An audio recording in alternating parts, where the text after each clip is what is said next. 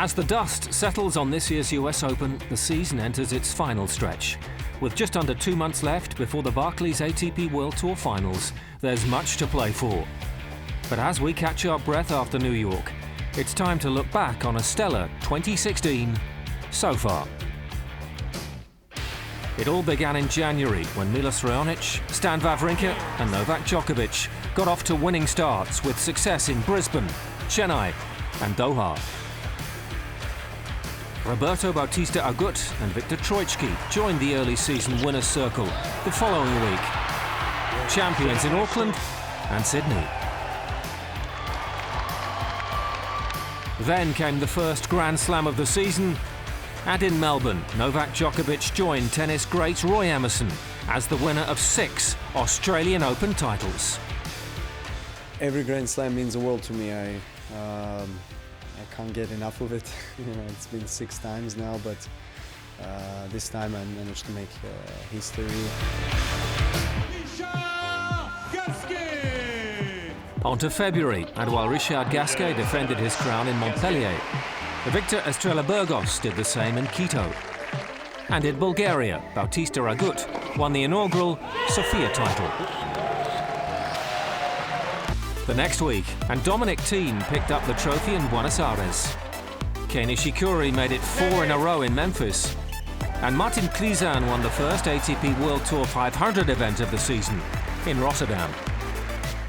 Another 500 down in Rio was claimed by Pablo Cuevas. While Delray Beach 2016 saw Sam Querrey return to winning ways. And there was a brand new champion in Marseille, next-gen star Nick Kyrgios with his maiden ATP World Tour title. A week later, and 3 of the 4 men picked up their second titles of the campaign. Cuevas the victor in Sao Paulo. Thiem triumphed in Acapulco. And Wawrinka won out in Dubai. Next to the March Masters, where the first ATP World Tour Masters 1000 event of the season in Indian Wells saw Djokovic step up to claim the prize in California. I had the best possible start of the year, couldn't ask for more, and then let's hope that I'm going to be able to maintain this high performance for Miami. The Serb did just that, making it a record 28 1000 tournament wins on the East Coast in Florida. And for a 3rd straight year, it's the sunshine double for the world #1. It's very pleasing and flattering to know that I managed to achieve history and to win the most now Masters event. I mean, I'm very proud of it. I must be. April, and time for the clay. Juan Monaco in Houston and Federico Del Bonis in Marrakesh were the first to celebrate on the red dirt in spring. The tennis world then descended on Monte Carlo, where Rafael Nadal set another record in the Principality. What a way to seal it! And Rafael Nadal wins a 9th title in Monte Carlo. This victory means a lot to me, and I am so happy for everything. I hope to that victory helps me a lot for the next couple of tournaments. But anyway, winning here in Monte Carlo for the 9th time is something just unbelievable. A revived Rafa was at it again the following week in Barcelona. While his compatriot Fernando Verdasco claimed a crown of his own in Bucharest. 3 more events in Estoril, Munich and Istanbul brought success for Nicolas Almagro and Philipp Kohlschreiber, and a first ATP World Tour title for Diego Schwartzman. On to Madrid, where Novak made it 5 wins and counting. For just his 2nd time in his career, Novak Djokovic is the champion in Madrid. It's just a very pleasing week, and I'm satisfied the way I played from the first to the last match. Djokovic made another final in Rome 7 days later, but it was Andy Murray's time to join the 2016 winners list.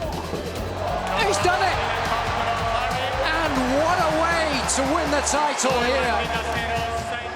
I had to go out there and try to be patient and learn a little bit from the mistakes that I made last week. I managed to get off to a slightly better start, and that made a big difference.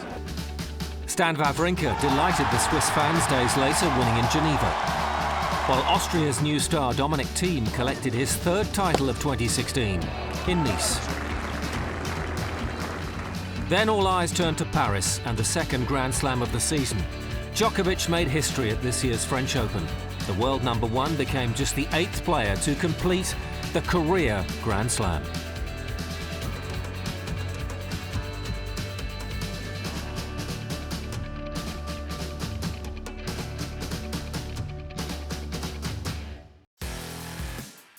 After the clay came the grass court swing. With Nicolas Mahut defending his title in Sertogenbosch. While Dominic Thiem captured a remarkable 4th title of his campaign in Stuttgart.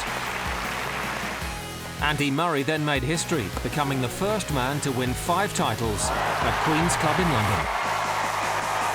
Very special. I mean, many great players have played here over the years and won 4 times. So to be the first to do 5 means a lot.